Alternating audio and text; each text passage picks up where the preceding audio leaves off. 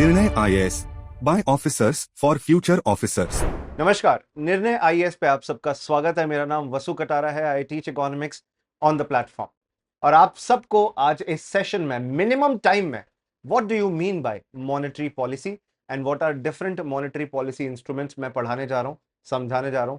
Starting with the history of RBI, RBI शुरू कहां से हुआ था और कौन से इंस्ट्रूमेंट्स या टूल्स यूज करता है आरबीआई, जिससे श्योर शॉट हर साल प्रीलिम्स के अंदर 2 से 3 सवाल तो देखने मिलते ही मिलते हैं।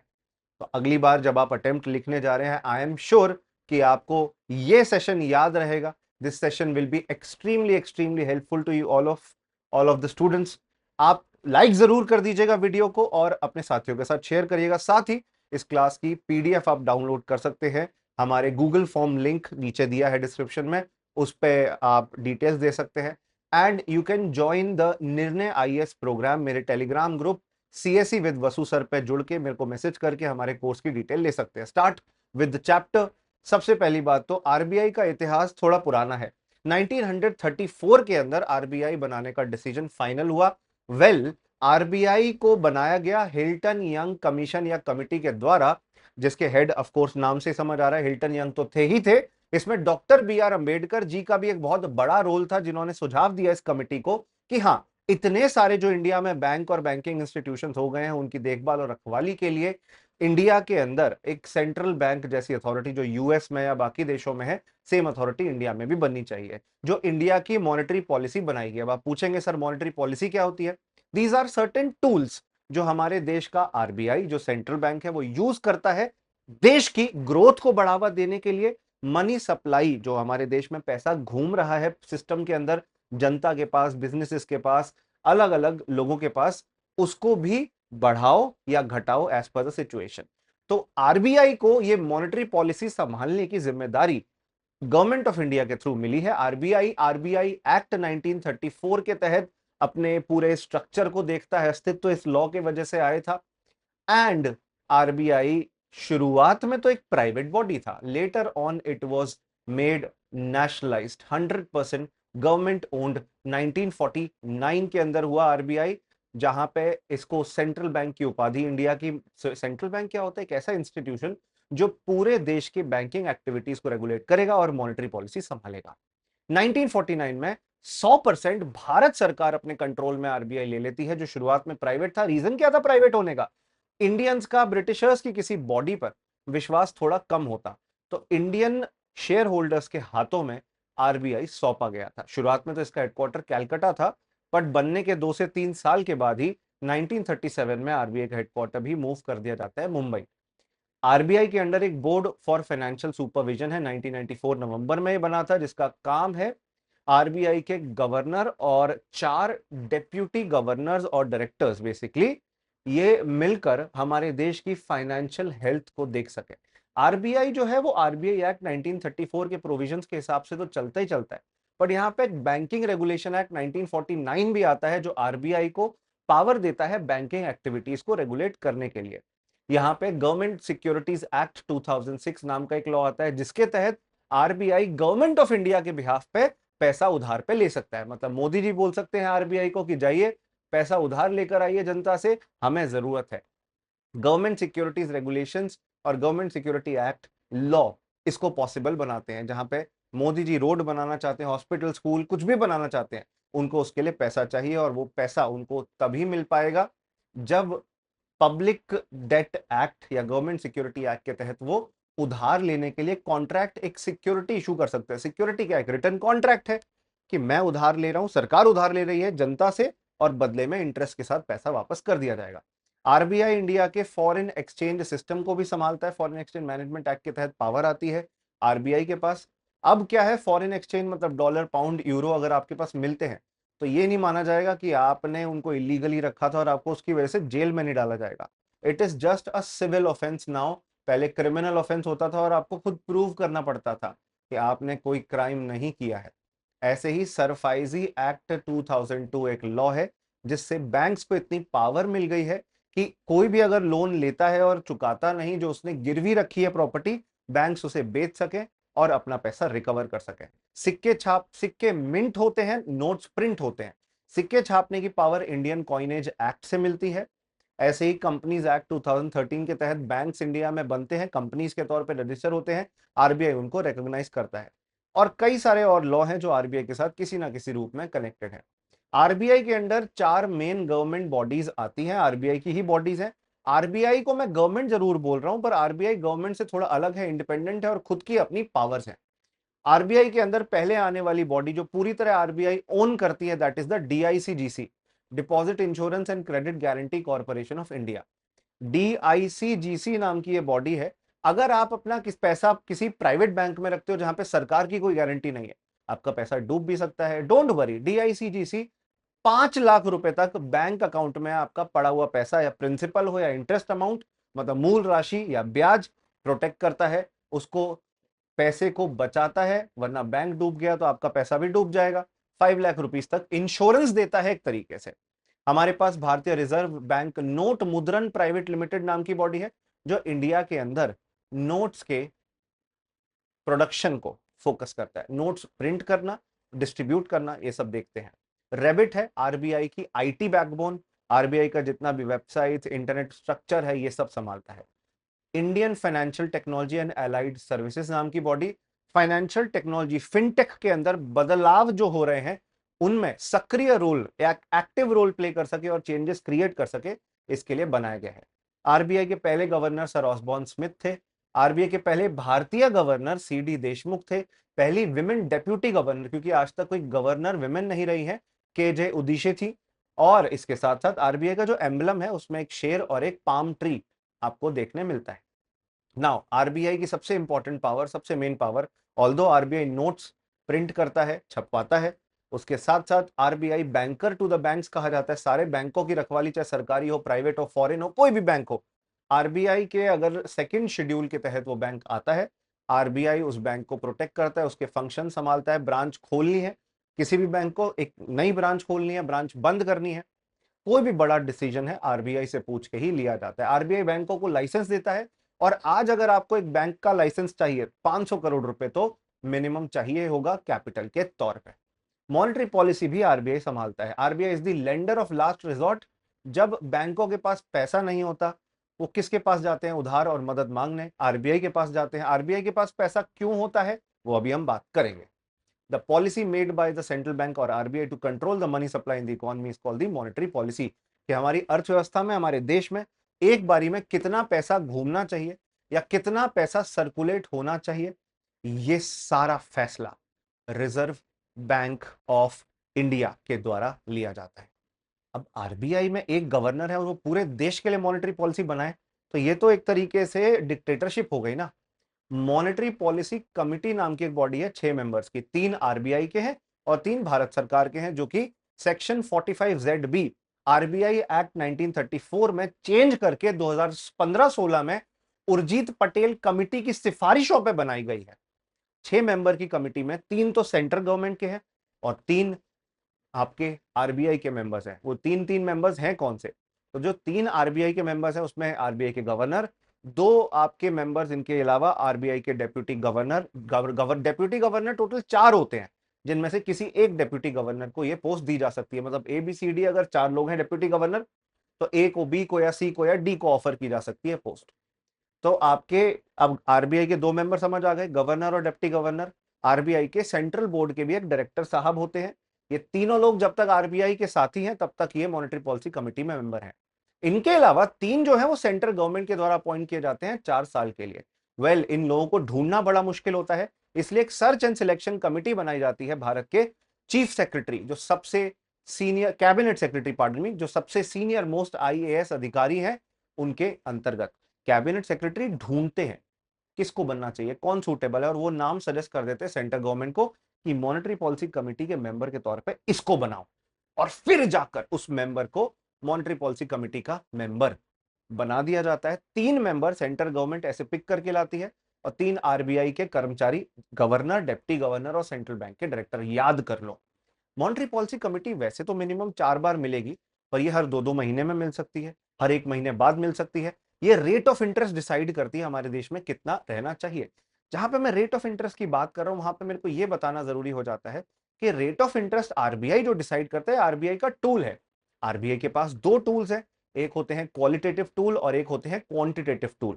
अभी हम क्वांटिटेटिव टूल पहले पढ़ेंगे और फिर जाके हम क्वालिटेटिव टूल पढ़ेंगे। Quantitative tool actually indirect nature के होते हैं। सबसे पहला ओपन मार्केट ऑपरेशन आता है, जहां पर क्या होता है कि सेंटर गवर्नमेंट अगर उधार ले रही है जनता से तो वो बॉन्ड्स इशू करती है, राइट। बैंक्स के पास, अलग अलग इंस्टीट्यूशंस के पास ये बॉन्ड्स पड़े होते हैं, बॉन्ड्स इनके पास रखे होते हैं।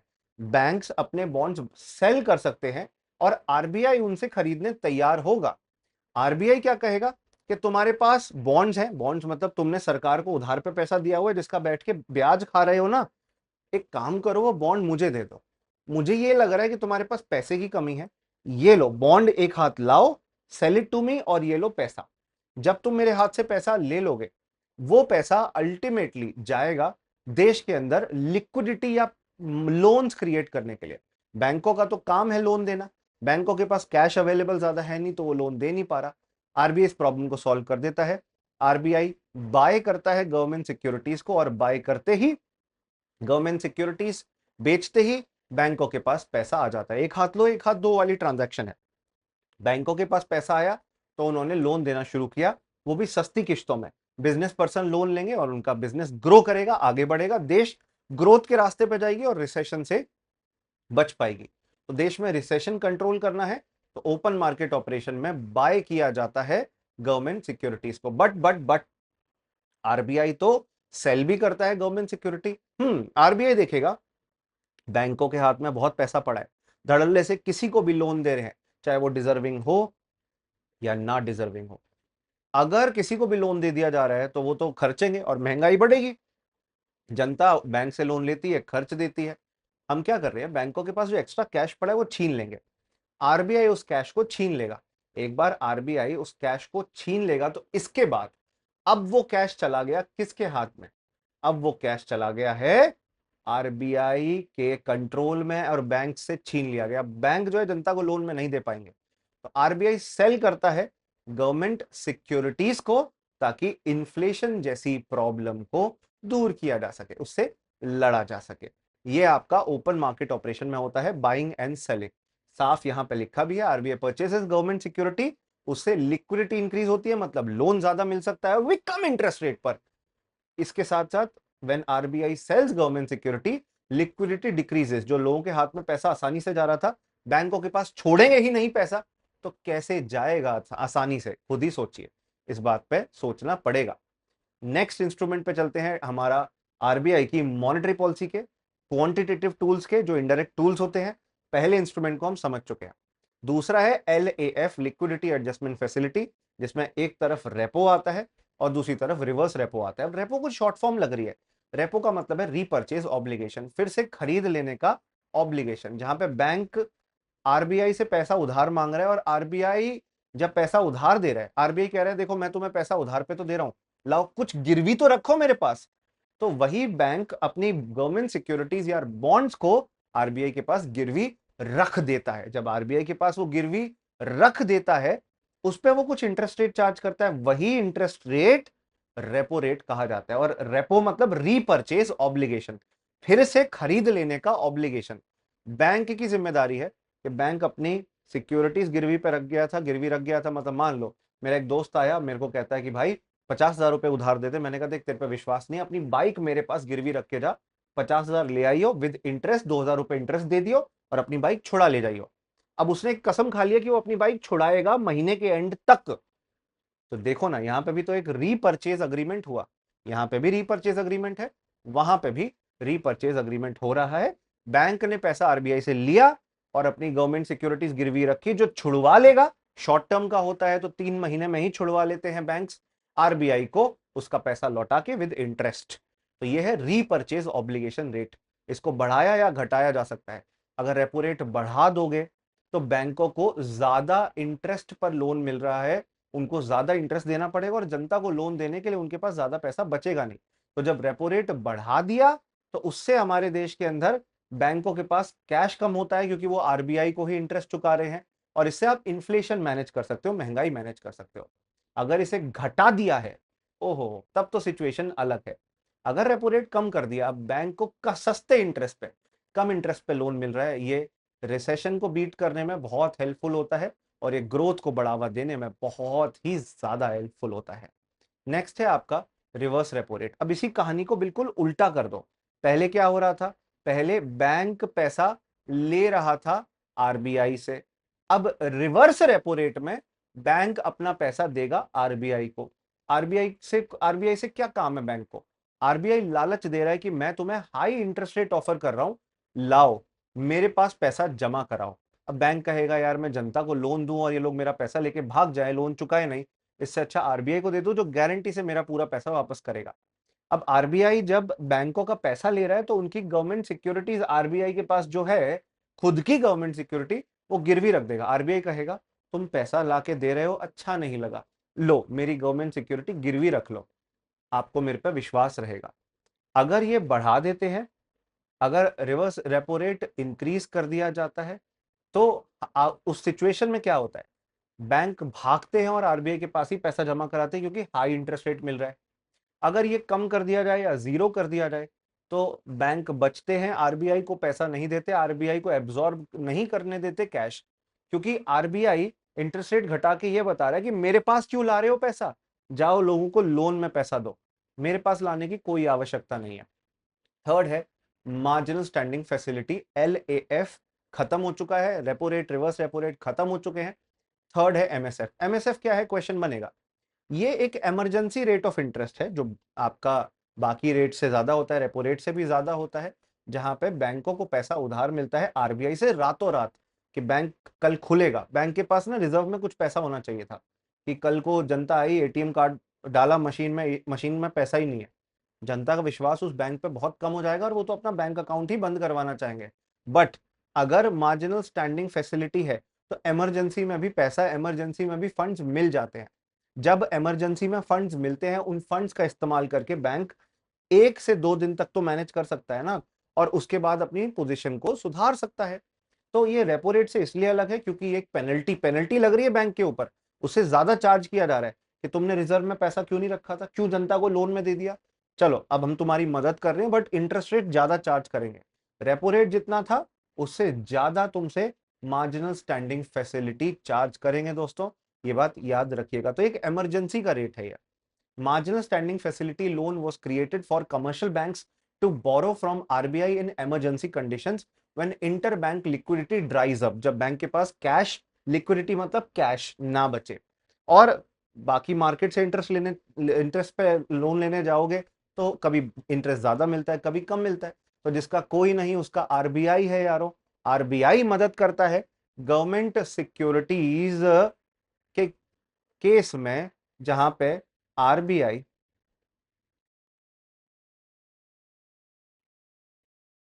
इस सिचुएशन में आरबीआई मदद करता है।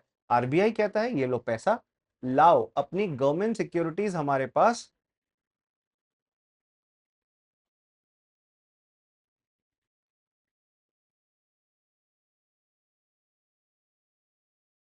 एमएसएफ के अंदर आरबीआई बोलेगा बैंकों को ये लो पैसा, इमरजेंसी के लिए दे रहा हूं और थोड़े समय के लिए अपनी गवर्नमेंट सिक्योरिटीज मेरे पास गिरवी रखो, जैसे रेपो में था, but rate of interest repo से ज्यादा चार्ज किया जाएगा। रेपो भी तो शॉर्ट टर्म का था, तो एमएसएफ ज्यादा क्यों चार्ज किया जा रहा है? पीनलाइज करने के लिए, पेनल्टी करने के लिए कि तुमने ध्यान क्यों नहीं रखा। तो ये शॉर्ट टर्म 1-2 दिन के लिए, रातों रात के लिए मदद के तौर पे पैसा दिया जाता है, क्योंकि कल को बैंक खुला, जनता को पैसा नहीं मिला, वो अपना विश्वास और ट्रस्ट ही लूज कर देंगे। नेक्स्ट है आपका reserve ratios, cash reserve ratio and statutory liquidity ratio. Statutory शब्द का मतलब होता है लॉ। एक्चुअली आरबीआई एक्ट 1934 में ये प्रोविजन डाला गया था, जहां पे मिनिमम 0% और मैक्सिमम 40% तक स्टैट्यूटरी लिक्विडिटी रेशो क्रिएट किया जा सकता है। मतलब एक परसेंटेज है, किस चीज का परसेंटेज है? वो टोटल पैसा जिसको हम net demand and time liability कहते हैं। आपका बैंक अकाउंट होगा, मेरा भी है, सेविंग्स अकाउंट होगा। अब हमारे अलावा जो बड़ी बड़ी कंपनीज हैं वो करेंट अकाउंट ओपन कराती हैं। कुछ बूढ़े लोग जिनके 10 लाख 20 लाख 30 लाख 50 लाख रुपए हैं, वो फिक्स्ड डिपॉजिट कराते हैं ताकि इंटरेस्ट मिले बुढ़ापे में।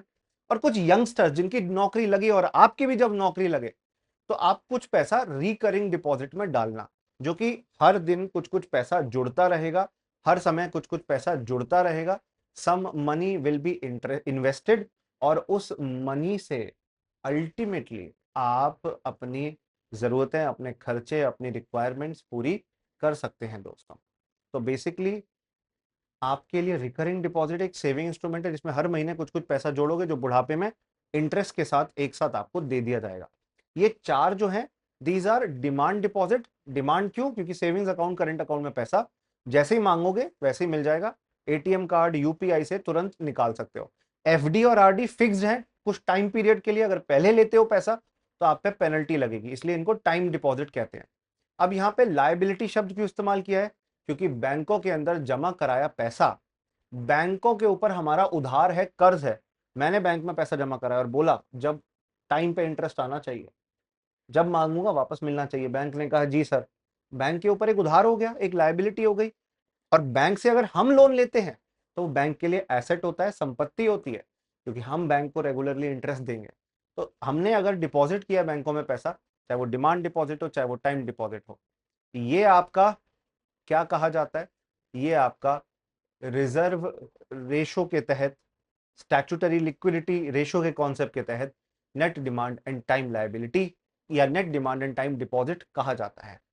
अब क्या है ना, इसका मतलब है बैंकों के पास कितना पैसा डिपॉजिट में आ रहा है। मान लो 1,000 करोड़ आ रहा है, मतलब सारा पैसा लोन में दे देंगे? अरे ऐसा तो नहीं हो सकता।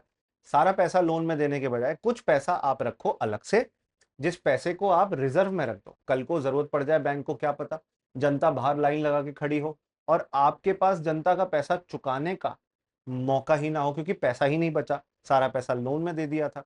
कुछ पैसा रिजर्व में अलग से रखो ताकि जनता आए तो उनको उनका पैसा टाइम पे मिल जाए। अब मैं रिजर्व में पैसा ऐसे ही पटक दिया, वो पड़े पड़े दीमक खा रही है, जंग पड़े पड़े उस पर गल रहा है वो पैसा, कोई फायदा नहीं है। उसे इन्वेस्ट कर दो, गोल्ड में इन्वेस्ट कर दो, या तो गवर्नमेंट सिक्योरिटीज में जिससे इंटरेस्ट मिलता रहे, गवर्नमेंट को उधार पे दे दो और वो इंटरेस्ट देती रहेंगी, या तो कैश में। इन तीनों चीजों में रखा जा सकता है। गोल्ड में रखोगे गोल्ड की वैल्यू बढ़ेगी, गवर्नमेंट सिक्योरिटीज में रखोगे इंटरेस्ट मिलेगा। तो बैंक जो है वो उधार पे नहीं चुका देगा और रिस्क नहीं लेगा फालतू का। वो ऐसे एरिया में इन्वेस्ट कर देगा जिसको तुरंत बेचा जा सकता है, जो लिक्विड है। लिक्विड मतलब तुरंत बिकने वाला। अब भाई आपके पास गोल्ड है, गोल्ड तुरंत बिक जाएगा, 2-3 घंटे में बिक जाएगा। गवर्नमेंट सिक्योरिटीज है, बहुत बड़ी मार्केट है इंडिया में गवर्नमेंट सिक्योरिटी की, तुरंत बिक जाती है और उस पर इंटरेस्ट मिलता है जब तक आपके पास था। तो गोल्ड डिपॉजिट, कैश सर्टिफिकेट। तो इस तरीके से स्टैट्यूटरी लिक्विडिटी रेशो के तहत आप पैसा लिक्विड एसेट्स में, ऐसे एसेट्स में जिनको तुरंत बेच दो और आपके पास कैश आ जाएगा, आप रखते हो, फ्यूचर में जरूरत पड़ जाए क्या पता। ऐसे ही एक और रिजर्व मेंटेन किया जाता है, ये एसएलआर से अलग है, इसका नाम है सीआरआर। यहाँ पे पैसा कैश में रखा जाता है और आरबीआई के पास रखा जाता है। आरबीआई मांगता है कुछ परसेंटेज टोटल डिपॉजिट का। तो ऐसे ही बैंक अपने पास लिक्विड एसेट्स के अंदर विद इट सेल्फ कुछ पैसा गोल्ड में रख रहा था, गवर्नमेंट सिक्योरिटी में रख रहा था, रखने को कैश में भी रख सकता है। गोल्ड और गवर्नमेंट सिक्योरिटीज पर इंटरेस्ट मिलेगा, वो एसएलआर कहा जाता है। सीआरआर में आरबीआई के पास कैश में पैसा जिसपे कोई इंटरेस्ट नहीं कमाने का मौका मिलेगा, बैंक रखता है, तो उसे क्या कहते हैं? उसे कहते हैं cash reserve ratio. Total deposit का वो पैसा जो आरबीआई के कहने पे बैंकों को आरबीआई को देना पड़ता है, ताकि कल को उसी पैसे से आरबीआई मदद कर सके। रिजर्व में रख लेगा आरबीआई और कल को उसी पैसे से मदद करेगा अगर बैंक किसी क्राइसिस में हुआ। बैंक कोई इंटरेस्ट रेट नहीं कमाते हैं, कोई प्रॉफिट नहीं होता है। अच्छा, अगर सीआरआर और एसएलआर इंक्रीज होता है तो क्या होता है? अगर सीआरआर और एसएलआर डिक्रीज होता है तो क्या होता है? ये दो पॉसिबिलिटी हो सकती है। पहला, बैंकों पे मनी सप्लाई बढ़ जाती है अगर आप एसएलआर और सीआरआर कम करते हो। मतलब अब बैंकों को कम रिजर्व रखना है, लोन पे ज्यादा दे सकते हैं। लोन पे ज्यादा पैसे दे सकते हैं तो इंटरेस्ट रेट कम चार्ज करेंगे। इंटरेस्ट रेट कम चार्ज करेंगे तो कंपनियां लोन लेंगी, इन्वेस्टमेंट करेंगी, बिजनेस बढ़ाएंगी, ग्रोथ होगी और अल्टीमेटली देश तरक्की कर सकता है। तो एसएलआर के और सीआरआर के कम होने पे ऐसा होता है, जो रेट है उस रेट से अगर घट जाए, और अगर एसएलआर और सीआरआर को बढ़ा दिया जाए तो इसका उल्टा होगा। ये महंगाई को डील करने के लिए किया जाएगा। मनी सप्लाई जो बैंकों के पास है वो कम हो जाएगा, क्योंकि बैंकों को पैसा रिजर्व में ज्यादा रखना पड़ रहा है, लोन पे वो कम दे सकते हैं। इंटरेस्ट रेट कम हो जाएगा, जो कंजम्पशन है हमारे देश के अंदर, इंटरेस्ट रेट बढ़ जाएगा, पार्डन में, जो कंजम्पशन है हमारे देश में वो कम हो जाएगा, इन्वेस्टमेंट्स कम होंगी, बिजनेस कम ग्रो करेंगे और अल्टीमेटली देश के अंदर महंगाई भी कंट्रोल आ जाएगी। क्योंकि too much money was circulating in the economy. तो इसलिए ना सीआरआर और एसएलआर को टूल के तौर पे यूज किया जाता है। अगला रेट है बैंक रेट, जो लॉन्ग टर्म लोन्स को देने के लिए इंडिया में चलाया जाता है। लंबे समय के लिए लोन देना है, बिल ऑफ एक्सचेंज की डिस्काउंटिंग और रीडिस्काउंटिंग की प्रोसेस करनी है, तो बैंक रेट पे होती है। आजकल का bank rate MCLR, marginal cost of lending rate पे डिसाइड होता है। जहां पे पहले क्या रेट चल रहा था उससे मुझे फर्क नहीं पड़ता, लोन 5 साल पहले किस रेट पे लिया था उससे फर्क नहीं पड़ता। आज का जो लेटेस्ट रेट ऑफ इंटरेस्ट होगा, उस लेटेस्ट रेट ऑफ इंटरेस्ट पे लोन मिलेगा जनता को, जो अपनी ईएमआई, अपनी किस्त चुका सकते हैं। रेपो रेट और बैंक रेट में फर्क यह है कि रेपो रेट शॉर्ट टर्म का है और बैंक रेट लॉन्ग टर्म का इंस्ट्रूमेंट है। अच्छा, अभी मैंने एक शब्द बोला, बिल ऑफ एक्सचेंज डिस्काउंटिंग और रीडिस्काउंटिंग की प्रोसेस। एक्चुअली अगर किसी बिजनेस को पैसा चाहिए होता है, जैसे मेरी एक दुकान है फर्नीचर की, और मुझे अभी तुरंत पैसा चाहिए, मेरी फर्नीचर की दुकान में जरूरत पड़ गई है थोड़ा, तो मैं क्या करूंगा, बैंकों को जाके बोलूंगा कि बैंक ऐसा है, एक कस्टमर था ए जिससे मुझे 5 लाख रुपए लेने थे 3 महीने बाद, आप ले लेना उससे 5 लाख रुपए, आप अभी मुझे 4,80,000 रुपए दे दो, बाकी 20,000 रुपए जो आप कलेक्ट करोगे, टोटल 5 लाख रुपीज, उसका मैं, उसमें बाकी 20,000 रुपए है वो आपका प्रॉफिट। 4,80,000 रुपए ये मुझे अभी दे दो, मेरे को अभी तुरंत जरूरत है। तो ये मैं डिस्काउंटिंग करा रहा हूं, बैंक से जाके उसे कम प्राइस पर, मतलब डिस्काउंट पे ये बेच दे रहा हूं। ऑन दी अदर हैंड आपको यह भी देखने मिलेगा कि बैंक भी आरबीआई से जाके ऐसे बिल ऑफ एक्सचेंज की डिस्काउंटिंग करा सकते हैं। उसे रीडिस्काउंटिंग कहा जाता है, क्योंकि पहली डिस्काउंटिंग तो बैंक ने कर दी थी उस फर्नीचर मैन्युफैक्चरर के लिए। बैंक को भी पैसा चाहिए, तो अपने बिल ऑफ एक्सचेंज वो आरबीआई से रीडिस्काउंट करा सकता है, बैंक रेट पे रीडिस्काउंटिंग होती है। अब हमारे टूल्स हैं, उनको हम कहते हैं क्वालिटेटिव टूल्स। ये डायरेक्ट नेचर के होते हैं, जिसमें सबसे पहला आता है क्रेडिट राशनिंग। यहाँ पे आरबीआई ये बता देता है कि हमारी इकोनॉमी में कितना पैसा क्रेडिट के तौर पे सर्कुलेट होना चाहिए। आरबीआई यहाँ पे कंट्रोल करता है maximum amount of credit that flows into a certain sector of the economy, कि गाड़ी बनाने वाली कंपनियों को कितना लोन मिले, दवाई बनाने वाली कंपनियों को कितना लोन मिले। हर सेक्टर के लिए एक लोन का मैक्सिमम अमाउंट फिक्स कर दिया जाता है कि इससे ज्यादा नहीं लिया जा सकता। इसके अलावा दूसरा टूल होता है selective credit control. Selective basis पे लोन दिया जाता है उन्हीं लोगों को जो डिजर्व करते हैं, या उन्हीं एरियाज में जहां पर आरबीआई लोन देना चाहता है। जिन एरियाज में लोन नहीं देना चाहता, आरबीआई वहां पे लोन नहीं प्रोवाइड करेगा। सिलेक्टिव क्रेडिट कंट्रोल कोशिश करता है कि मनी को सिलेक्टिवली यूज किया जाए, सिर्फ कुछ लोगों को उधार पे दिया जाए, ऐसे लोग जिनकी क्रेडिट वर्दीनेस ज्यादा है, जो लोन लेके टाइम पे चुका भी देंगे, उन लोगों को ही लोन दिया जाए। थर्ड है आपका मार्जिन रिक्वायरमेंट। मार्जिन रिक्वायरमेंट का मतलब है कि आप मान लो एक आईफोन खरीद रहे हो 2 लाख रुपए का, आपको कुछ डाउन पेमेंट देनी पड़ेगी, मान लो 20% या 40,000 रुपए डाउन पेमेंट देनी है, 1,60,000 का आपको लोन मिल जाएगा। अगर ऐसा है तो इसका मतलब ये है, सिंपल और क्लियर मतलब है कि 40,000 रुपए लाओ, 1,60,000 का लोन पाओ। ये 20% को घटा के 10% कर दिया तो 20,000 रुपए लगाने पड़ेंगे अपने खुद के, 1,80,000 का लोन मिल जाएगा। तो कोई भी इंसान फिर लोन ले पाएगा, क्योंकि उसके लिए मार्जिन घटा दिया। बढ़ा के 30% भी करते हैं, अगर 30% कर दिया तो 60,000 रुपीज लाओ और 1.4 लाख का लोन ले लो, मतलब पहले से ज्यादा पैसा लाओ। अब जो कम सैलरी वाला है वो 60,000 रुपए नहीं ला पाएगा, वो 40 ले आएगा, वो 20 ले आएगा, पर वो 60 नहीं ला पाएगा। तो मार्जिन रिक्वायरमेंट बढ़ा दी जाती है अगर आरबीआई नहीं चाहता जनता को लोन ज्यादा मिले, घटा दी जाती है अगर आरबीआई चाहता है कि जनता को लोन ज्यादा मिले। If RBI wants to increase loan, it will reduce the margin requirement. If it wants people not to take loan because of महंगाई और inflation, it will increase the margin requirement. ऐसे ही moral suasion, ये अलग method होता है और direct action एक method होता है।